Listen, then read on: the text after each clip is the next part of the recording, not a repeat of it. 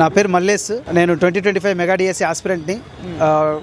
2020 నుంచి మేము నిర్విరామంగా శ్రమ చేస్తూ ఉంటే 2025లో నోటిఫికేషన్ వచ్చింది. దాంట్లో మేము కష్టపడి జాబ్ సంపాదించాము. కానీ ఈరోజు వైసీపీ గవర్నమెంట్ మా పైన దుష్ప్రచారం చేస్తూ ఉంది. కానీ ఇదంతా చాలా తప్పు. కష్టపడి ఉద్యోగాలు సంపాదించినటువంటి వాళ్ళపైన బురద జల్లడం చాలా పెద్ద తప్పిది. దీన్ని కంపల్సరీ మేము ఖండిస్తాము. ఈరోజు మహా ర్యాలీలో కూడా అదే చెప్పబోతున్నాము. ఇవి వేరే వాళ్ళు ఇచ్చినటువంటి పోస్టులు కాదు, మేము డబ్బు పెట్టి కొనుక్కున్నటువంటి పోస్టులు కాదు, మేము కష్టపడి 6 సంవత్సరాలు నిర్విరామంగా కష్టపడి సంపాదించుకున్నటువంటి పోస్టులు. సో కాబట్టి ఈ పోస్టుల పైన వేరే వాళ్ళు ఎవరు మాట్లాడడానికి అవకాశం లేదు. సో ఇలాంటి దుష్ప్రచారాలన్నీ కూడా మానుకొని మంచిగా ఉంటే బాగుంటుంది. కౌతాల మండలం హాల్వి హై స్కూల్లో మ్యాథ్స్ టీచర్గా పనిచేస్తూ ఉన్నాను సార్. ఎక్కడా అటువంటి అవకాశం లేదు. ఈ గవర్నమెంట్లో అట్లా కావాలని సృష్టిస్తున్నారు. వాళ్ళు ప్రజల్లో నానాలనే ఉద్దేశంతో చేస్తూ ఉన్నటువంటి చర్యలు ఇవన్నీ కూడా ఎక్కడ కూడా మేము స్టార్టింగ్ 2025 ఆగస్టులో నోటిఫికేషన్ ఆ నెలలో వస్తే అక్టోబర్ వరకు ఎక్కడ ఎవరు ప్రలోభ పెట్టడం కానీ మేము డబ్బులు ఇవ్వడం కానీ ఎక్కడ జరగలేదు. ఇదంతా ప్రతిపక్షాలు చేస్తున్నటువంటి జస్ట్ కుట్ర మాత్రమే. దీంట్లో ఎంతవరకు నిజం లేదని మేము ముక్తఘటంగా చెప్తా ఉన్నాం. కరోనా కంటే ముందు నుంచి 2019 జగన్ గవర్నమెంట్ స్టార్ట్ అయినప్పటి నుంచి మేము నోటిఫికేషన్ వస్తుందనే ఆశతో 5 సంవత్సరాలు నిర్విరామంగా కష్టపడ్డాము. కానీ ఎక్కడ నోటిఫికేషన్ రాలేదు. అయినా కూడా పట్టుదలకుండా మేము కష్టపడి చదువుకున్నాము. గవర్నమెంట్లో టీడీపీ గవర్నమెంట్లో మాకు నోటిఫికేషన్ వచ్చింది. అలాగే మేము ఉద్యోగాలు కూడా సంపాదించుకున్నాం. సో అలా కష్టపడి సంపాదించుకున్న ఉద్యోగాలపైన ఈరోజు బురద జల్లడం చాలా హేయమైన చర్య అని చెప్తా ఉన్నాం. వాళ్ళు ప్రజల్లో నానడానికి ఏదో చేస్తున్నటువంటి చర్య మాత్రమే తప్ప దీంట్లో ఎటువంటి నిజం లేదు. ప్రజల్లో ఉండాలి, వాళ్ళకి ఏ ఇష్యూ లేదు, దీన్ని పట్టుకొని ఎలాడబడతా ఉన్నారు. అంతేగాని ఇక్కడ ఏ విధమైనటువంటి నిజం లేదని చెప్తా ఉన్నాం. ఏంటంటే ఇక్కడ ఎటువంటి తప్పిదం జరగకుండా డిఎస్సి నిర్వహించారు అని ప్రజలకు తెలియజేయాలి. తప్పుడు ప్రచారాలు నమ్మొద్దు, నిజమేందో తెలుసుకోండి అని చెప్పేసి ప్రజల్లోకి వెళ్ళడానికి ఈ చర్య చేపట్టాం మేమంతా కూడాను. మెగా డిఎస్సి 2025 ఉద్యోగస్తులంతా కూడాను 100% సక్సెస్ అయ్యారు. ఇంతకుముందు లేనటువంటి ఎన్నో కొత్త సిస్టమ్స్ని తీసుకొచ్చి ఇంప్లిమెంట్ చేసి అన్నీ కూడా సక్రమంగా చేయడం వల్లనే 150 రోజుల్లోనే డిఎస్సి కంప్లీట్ చేసి మాకు ఉద్యోగాలు ఇచ్చారు. చాలా గొప్పగా చేశారు నారా లోకేష్ గారు. Thank you sir, thank you so much. నా పేరు సోమశేఖర్. సత్యసాయి డిస్టిక్ పరిగి మండలంలో ఎంపీయూపీ సీగిపల్లి స్కూల్లో పనిచేస్తాను. స్కూల్ అసిస్టెంట్ సోషల్గా పనిచేస్తున్నాను సార్. సార్ 2025లో జాబ్ కొట్టినాం మేము సార్. ఈ యొక్క ముఖ్య ఉద్దేశం ఏమంటే డిఎస్సిలో ఎటువంటి అక్రమాలు జరగలేదు. ఓకేనా? అపోజిషన్ పార్టీ వాళ్ళు ఎప్పుడు అక్రమాలు జరిగినాయని చెప్తున్నారు. వాళ్ళు గత 5 ఏళ్ళలో ఒక్క డిఎస్సి కూడా ఇవ్వలేదు. 2019లో వాళ్ళైతే ఎలక్షన్ ముందుకు వచ్చినప్పుడు మెగా డిఎస్సి ఇస్తామని చెప్తున్నారు. 10 సంవత్సరం జాబ్ క్యాలెండర్ ఇస్తామని చెప్పినారు. ఏ ఒక్క జాబ్ క్యాలెండర్ లేదు, ఏ ఒక్క మెగా డిఎస్సిని లేదు. మేము వాళ్ళతో నమ్ముకొని అనంతపురంలో 5 ఏళ్ళు కష్టపడి చదివినాం సార్. ఏ ఒక్క నోటిఫికేషన్ ఏంది లేదు అసలుకే. మేము ఫ్రెండ్స్ దగ్గర అప్పులు చేసుకొని ఆ అప్పులు వాళ్ళకి ఇవ్వలేక, ఊరిలో తలెత్తుకొని తిరగలేక ఫ్రెండ్స్ దగ్గర అప్పులు చేసుకొని ఊరికి పోతే అందరూ ఇంకెప్పుడు డిఎస్సి, ఇంకెప్పుడు జాబు ఎవరు ఇచ్చే జాబు వాళ్ళకి తెలియదు. అన్న వస్తాడు, అద్దో డిఎస్సి ఇద్దో డిఎస్సి అంటారు, కానీ ఇయర్ వాళ్ళు. అదే మేము వెయిట్ చేసి వాళ్ళు విసిగిపోయినాం సార్. ఎప్పుడైతే కూటమి ప్రభుత్వమో వచ్చిందో, అప్పుడైతే చంద్రబాబు నాయుడు ఎప్పుడైతే తొలి సంతకం చెప్పినాడో ఆ రోజు వరకు అయితే మాకు 5 ఏళ్ళు మనశ్శాంతి లేదు సార్. ఆ రోజు మేమైతే ఎప్పుడైతే మెగాడి తొలి సంతకం చేసినాడో ఆ రోజు నీకు మేము మనశ్శాంతిగా 3 పూట్ల తిన్నాం. అంతా కూడా చాలా కష్టపడినాం సార్. మేమంతా కూడా 5-6 ఏళ్ళు కష్టపడి చదివిన వాళ్ళే జాబ్ కొట్టిండేది. బాధగా ఉంది సార్. మేము ఎంతో 5 ఏళ్ళు 6 ఏళ్ళు కష్టపడి చదివితే కన్నా ఏందో మాకేమో ఊరికే జాబ్ ఇచ్చినట్టు. మేము ఎంత కష్టపడి exam TET qualify, DSC qualify job వస్తే కన్నా ఇందులో అక్రమాలు జరిగినాయని వాళ్ళ ఏమాత్రమో సమంజసం కాదు సార్. వాళ్ళు ఎందుకు అలా మాట్లాడుతున్నారు? వాళ్ళు అసలు వాళ్ళ మాట్లాడే అర్హత లేదు వాళ్ళకి. 5 ఏళ్ళు ఒక డిఎస్సి ఇవ్వకుండా ఇప్పుడు ఎందుకు మాట్లాడతారు? అప్పుడు ఇచ్చి కదా నువ్వు మాట్లాడాలా? ఇచ్చేది లేదు, ఏమీ లేదు. ఊరికి ఇచ్చిన వాళ్ళ మీద అట్లా మాట్లాడి ఎంతవరకు కరెక్ట్ అసలుకి? డిఎస్సి అంటే చంద్రబాబు అంటే డిఎస్సి అందరికీ తెలుసు. ఒక్క డిఎస్సి కూడా ఇలా జగన్ ఊరికి మనకి ఒక డిఎస్సి ఇయ్యడానికే వాళ్ళకి 11 వచ్చినాయి. ఈసారి ఆ 11 కూడా పోవాలనే ఉద్దేశంతో ఇట్లా మాట్లాడుతున్నారు వాళ్ళు, నాకు తెలుసు. అంతే. ఇక్కడ కూడా లేదు సార్. అంతా పర్ఫెక్ట్గా ఎగ్జామ్స్ పెట్టినారు, పర్ఫెక్ట్గా వెరిఫికేషన్ చేసినారు, పర్ఫెక్ట్గా పోస్టింగ్ ఇచ్చినారు. యాడ ఇంత కూడా అక్రమంగా ఏమి జరగలేదు సార్. ఆడ పర్ఫెక్ట్ అసలుకి ఏమి అవినీతి ఆరోపణలు జరగలేదు సార్. ఆల్రెడీ కోర్టులో కేసు చేసినారు, కోర్టు కొట్టేసింది కదా. అయినా బుద్ధి రాలా వాళ్ళకి. ఏందో అన్ని ఆడ మీటింగ్లో పెట్టుకుని ఏదో ఊరికే మాట్లాడడం తప్పితే కదా వాళ్ళకి ఏంది, వాళ్ళ దగ్గర ఏ ప్రూఫ్ లేదు, ఏంది లేదు. ఊరికే అన్ని ఆరోపణలు వాళ్ళు చేస్తాను తప్పితే ఏంది లేదు. మేము చూసినా వాళ్ళంతా జెన్సేడ్ ఎవరు లేరు. అంతా 40-50+ అబోవ్ ఏజ్ ఉండే వాళ్ళే, నాకు తెలుసు ఆ విషయము. వాళ్ళు డిఎస్సి అప్లై చేసిన ఒక్కరు కూడా లేరు దానిలో అసలుకే. అంతా ఎవరంటే వాళ్ళే వైసీపీ బ్యాచ్ అందరికీ తెలుసు ఆ విషయం అందరికీ తెలుసు ఆ విషయం. నిజంగా డిఎస్సి ప్రిపేర్ అయిన ఎవరు దానిలో లేరు. ఓన్లీ అపోజిషన్ పార్టీ వాళ్ళు మాత్రమే ఈ గవర్నమెంట్కి ఏడైతే ప్లస్ పాయింట్లు ఎక్కువ వచ్చేస్తాయి, మళ్ళీ ఈ కూటమి ప్రభుత్వం అధికారంలోకి వస్తుంది, ఆ భయంతో వాళ్ళు ఇంకేదో ఒకటి చెప్పాలి కదా గెలిచాలంటే. ఇంకా అందుకని డిఎస్సిని పట్టుకొని ఎలా ఆడుతున్నారు. ఇంకేంటివి లేవు వాళ్ళకి. ఇప్పుడు డెవలప్మెంట్ బాగా జరుగుతుంది అందరికీ తెలుసు.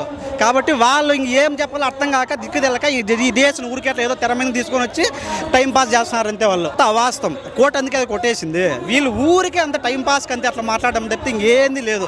ఇప్పుడు ఏం లేదు సార్, డిఎస్సి 5-6 లక్షల మంది అప్లై చేసింటారు, 16,000 మందికే ఇచ్చిండే డిఎస్సి. ఇంక మిగతా వాళ్ళంతా మాకు అనుకూలంగా వస్తారనే ఉద్దేశంతో తప్పితే వాళ్ళు ఇంకేంది లేదు అసలుకి. వాళ్ళకి తెలియాల డిఎస్సి వాళ్ళు ఎవరికి కూడా వైసీపీ పార్టీకి ఓటు వేయరు. ఆ విషయం వాళ్ళకి అందుకే లాస్ట్ ఎలక్షన్లో అది ప్రూవ్ అయింది. అందుకే వాళ్ళకి 11 వచ్చినాయి సీట్లు. వాళ్ళు ఒక 5 ఏళ్ళు ఒక డిఎస్సి ఇవ్వకపోగా ఇట్లా మాట్లాడడం ఎంతవరకు కరెక్ట్ కాదు. వాళ్ళకి 11 ఎందుకు వచ్చినాయనేది వాళ్ళు వాళ్ళు ఆలోచించాల. ఎందుకు మాకు 11 వచ్చినాయనే విషయం వాళ్ళకి ఇంకా తెలియకుంటే ఇంకా 11 కూడా వాళ్ళు వద్దనుకున్నారేమో నాకు అర్థం కాల. ఇది 100% రాజకీయ కోణమే కదా. ఇది అందరూ వాస్తవం ఆడుంది. హైకోర్టే కొట్టేసింది కదా కేసుని. ఇంకేంది రాజకీయ ఆడుంది. ఇంకా రాజకీయంగా వాళ్ళంతా రాజకీయమే. వాళ్ళు ఏం చేసినా రాజకీయమే అంతే. వాళ్ళు పనికి రాకనే వాళ్ళతో ఓడిపించిండేది. మళ్ళీ వీళ్ళకేముంది, వీళ్ళు ప్రూవ్ చేయి. నువ్వు ఏంది అసలు కోర్టే కొట్టేసింది కేసుని. నువ్వేం చేసినావు రాజీనామా చేయాలి అసలుకే. నీకు 11 ఇచ్చినారు, అప్పుడే నువ్వు అర్థం చేసుకోవాలా జనాలు నీ మీద ఎట్లున్నారు అనేది విషయము. నువ్వు ఇంకా మారకుండా ఇట్లే చేస్తే నీకు ఆ 11 కూడా రావు. ఎవరు కూడా అపోజిషన్ పార్టీ వాళ్ళు నమ్మద్దండి. ఈ కూటమి ప్రభుత్వము పక్కాగా చెప్పిన డేట్లకి నోటిఫికేషన్లు పక్కా ఇచ్చింది, టెట్ ఇచ్చింది. ఇప్పుడు డిఎస్సి కూడా అనౌన్స్ చేసినారు. పక్కా అక్టోబర్ 10 డిఎస్సి రానే వస్తుంది. దాన్ని ఎవరు మార్చలేరు. పక్క చెప్పిన పోస్టులతోనే మంచి పోస్టులతోనే డిఎస్సి వస్తుంది. అందరూ కూడా ఈ అపోజిషన్ పార్టీలు ఇచ్చే డిఎస్సీలు అక్రమాలు జరుగుతున్నాయని వాళ్ళ మాట వినద్దండి. ఇప్పుడు కూడా మీ వేలో మీరు వెళ్ళిపోండి అంతే. ఖచ్చితంగా కూటమి ప్రభుత్వం మనకందరికి ఖచ్చితంగా మంచి న్యాయమే చేస్తుంది. నాకు జనరల్ కేటగిరీలో వచ్చింది. నార్మల్గా అయితే మనకి కేటగిరీ వైజ్ ఇస్తారు. మాకు అలా కూడా కాదు, జస్ట్ మార్క్స్ మా ర్యాంక్ ని బట్టే మాకు సీట్స్ అలాట్ చేసినారు, మాకు స్కూల్స్ కూడా అలాట్ చేసినారు అనమాట. ప్రతిసారి ఏ విధంగా జరిగేదంటే క్యాస్ట్ కేటగిరీ వైజ్ జరిగేది. కానీ ఈసారి for the first time roster points మా మార్క్స్ మా ర్యాంక్ ప్రకారమే మాకు వచ్చిందనమాట. నాకు ఆ దాంట్లో జనరల్ కేటగిరీలో వచ్చింది.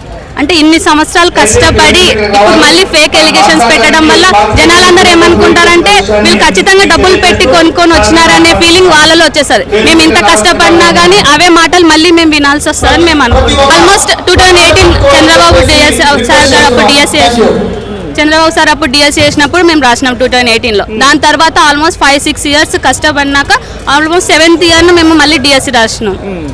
అన్ని సంవత్సరాలు మేము కష్టపడి రాసిన ఎగ్జామ్కి మళ్ళీ ఇప్పుడు ఫేక్ ఎలిగేషన్స్ పెట్టి మేము చూసి రాసినాం, పేపర్ లీక్ అయింది అనే మాట అనేది మాత్రం అయితే నిజం కాదు. సంవత్సరాలు కష్టపడి అసలు ఫేక్ ఎలిగేషన్స్ పెట్టి అసలు అది నిజమో కాదు అని చెప్పి ఇంతమంది జీవితాలని రోడ్ మీద పెట్టి మళ్ళీ ఎగ్జామ్ పెట్టడం అనేది ఏమాత్రం నిజం కాదని నేను అనుకుంటున్నాను. అంటే లిటరల్గా అంటే ఇన్ని సంవత్సరాలు ప్రతి ఒక్కరిని చూస్తున్నాం కదా, మెంటలీ డిప్రెస్ అయ్యి చదివినారు.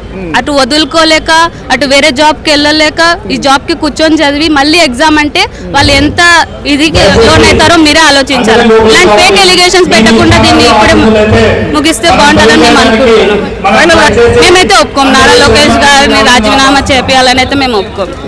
అలా అనిపిస్తే పాత ప్రభుత్వమే ఇన్ని పోస్టులు ఉన్నా కానీ ఎందుకు ఫిల్ చేయలేదని మేము క్వశ్చన్ వేస్తాం. అలా అనుకుంటే చాలా పేపర్స్ లీక్ అయినాయి. అప్పుడు ఉన్న వాళ్ళందరూ ప్రతి ఒక్కరు రాజీనామా చేసుకుంటూ పోవాలి కదా. మేమైతే ఒప్పుకోమని. నేనైతే 7 ఇయర్స్ కష్టపడినాను. 7 ఇయర్స్ హాస్టల్లో ఉంటూ కరోనా టైంలో అటు ఇంటి వెళ్ళలేక అటు హాస్టల్స్ ఓపెన్ లేక ఇంట్లోనే ఒక రూమ్లో ఐసోలేటెడ్గా ఉంటూ చదువుకున్నాము. కాకపోతే అంత కష్టపడి రాసినా కూడా మళ్ళీ ఇప్పుడు అదే విధంగా మీరు ఫేక్ సర్టిఫికేట్స్ పెట్టుకొని చేసుకున్నారు అది అంటే కొంచెం బాధ అవుతుంది. ఎందుకంటే కష్టం అనేది ఇప్పుడు బయట ఉన్న వాళ్ళు మేము ఒకటే కష్టం వచ్చాం కదా. సో అది కష్టం అని అంటే ఎవరికైనా కూడా బాధ అవుతుంది. కానీ ఒకవేళ నెక్స్ట్ ఎగ్జామ్ అంటున్నారు కదా, అలా చేసినా కూడా మేము ఖచ్చితంగా మేమే మళ్ళీ ఎగ్జామ్ రాసి మళ్ళీ ఈ మొన్న డిఎస్లో ఎవరైతే రిక్రూట్ అయ్యామో మళ్ళీ వాళ్ళమే రిక్రూట్ అవుతాం. పేపర్ లీక్ అయితే అవుట్ ఆఫ్ మార్క్స్ రావాలి కదా. ఇప్పుడు బయట ఉన్న వాళ్ళకు కూడా జాబ్స్ రావాలి కదా. పేపర్ లీక్ అయిందని ఎలా అంటారు? ప్రూఫ్ ఏంటి పేపర్ లీక్ అయిన దానికి కూడా? సో అవుట్ ఆఫ్ మార్క్స్ రావాలి ప్రతి ఒక్కరికి కూడా, అలా కాదు. సో పాయింట్లతో ఇది ప్రభుత్వం అనేది ఎంత పారదర్శకంగా చేసింది అని అంటే అంత ట్రాన్స్పరెంట్గా మా డిఎస్ అనేది రన్ చేసింది. కాబట్టి వాళ్ళు లీక్ అయింది పేపర్ అన్నా లేకపోతే ఫేక్ సర్టిఫికేట్ పెట్టినారన్నా ఎలాంటి ప్రూఫ్స్ అయితే లేవు వాళ్ళకి. అంటే మేము ఏదైతే ఈ 6 ఇయర్స్ వెయిట్ చేసామో 2 ప్రభుత్వాలను చూసినాం. ఒక ప్రభుత్వం ఏమో ఇస్తామని చెప్పి ఇవ్వలేదు. ఇస్తామని చెప్పి ఇవ్వలేని వాళ్ళు రాజీనామా చేయాలా? పారదర్శకంగా ఇచ్చి ఈ రోజు మమ్మల్ని ఎంతో మంది జీవితాలని ఒక మెట్టి ఎక్కించిన వాళ్ళని రాజీనామా చేయాలా? మీరే చెప్పండి. అంటే ఆల్మోస్ట్ మాకు అక్టోబర్ వచ్చి 1 year అవుతుంది. అది ఏదో 1 year కాకముందు మమ్మల్ని రిక్రూట్ చేయకముందు చేయొచ్చు. ఇదంతా ఒక ఏదో ఒక గూఢ నాటకం అనేది మాకు అనిపిస్తుంది. అంతేకాని వాళ్ళు చెప్పే వాటిని ఏదైతే కూడా నిజం అనేది అయితే లేదు. ఎవరో ఏదో ఒక చోట అలా పుట్టిస్తున్నారు తప్ప నుంచి మీ దీంట్లో ఎటువంటి న్యాయం అంటూ ఏం లేదు. 6 years ఏదైతే హాస్టల్ చదువుకున్నామో అందించుకున్నామని చెప్పుకోవాలి. అట్లయితే మేము హాస్టల్కి పెట్టుకున్న ఖర్చు, మేము చదువుకోవడానికి మేము పెట్టుకున్న ఖర్చు, మా పేరెంట్స్ మా మీద ఇన్వెస్ట్ చేసినది మేము ఇచ్చుకున్నామని చెప్పాలి. అంతేగాని గవర్నమెంట్కి ఇచ్చినారంటే అది ఎవరు చూసినారు సార్? మేమైతే మాకు ఎటువంటి డబ్బు అడగలేదు, మేము ఎవరికి ఇచ్చుకోలేదు. బాధ వేస్తుంది సార్. ఎందుకంటే 1-2 రోజులు కాదు కదా, ఒక 1 year కష్టపడిన ఫార్మర్కి ఒక రోజు వర్షం వచ్చి పొలం అంతా పోతే ఎంత ఉంటుందో 7 years మాకున్నప్పుడు మాకు అంతే బాధ ఉంటుంది కదా. నైట్ నిద్ర లేకుండా చదువుకున్న రాత్రులు ఉన్నాయన్నమాట. అంత కష్టపడి చదువుకున్నప్పుడు బయట ఉన్న వాళ్ళు కూడా అలాగే చదువుకున్నారు. కానీ మంచి ఒక లక్కో లేకపోతే ఇంకొకటో మేము ఒక బెట్ ఇప్పుడు బయట ఉన్నాం, దాన్ని మీరు ఒక రోజు కొట్టేస్తామనంటే మేమైతే ఊరుకోం. ఒకటే సార్, ఇచ్చి ఒక ఇంతమంది వ్యక్తులని ఒక మెట్టు ఎక్కించినారన్న వాళ్ళని రాజీనామా చేయమనాలా? ఇస్తామని చెప్పి వెనుక తిరిగిన వాళ్ళని రాజీనామా చేయాలా? అదొక క్వశ్చన్ వాళ్ళకి రిటర్న్.